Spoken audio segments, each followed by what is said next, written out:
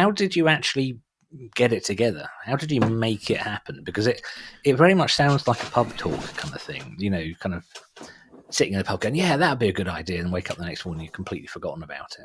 Yeah, and I had lots of those nights.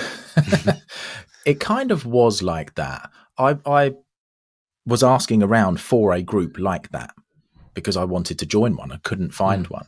So I started, I was asking around, and the only person to reply with more than a no was Ben, who said no, so why don't we start one? And that was it.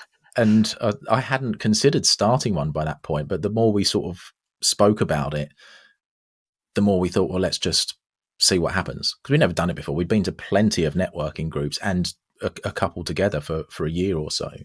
So we knew what we liked and what we didn't like. We knew exactly what we didn't want to do.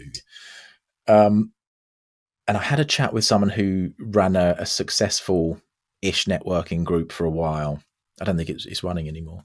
And he said, the only advice I can give you is pick a date and go for it. So that's what we did. We picked a date, and then we just planned for that date and went for it. Otherwise, we would have just kept saying, but what about this? What about structure like that? Or should we do it this way?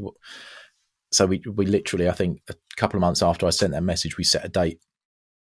And that was that. It was Valentine's Day, I think, February. Oh, how nice. 2022. And we haven't spoken since. Right. So this is great. I mean, we're talking in spirit of talking about reason 1 for starting network group community, reason 2, peer support, and number 3, fun. If somebody is listening to this and they're convinced, they go, right, I'm going to start my own networking group here. Can you give us maybe 1 or 2 things that are stretched that now you didn't know at the start, just to save listeners and viewers a little bit of heartache?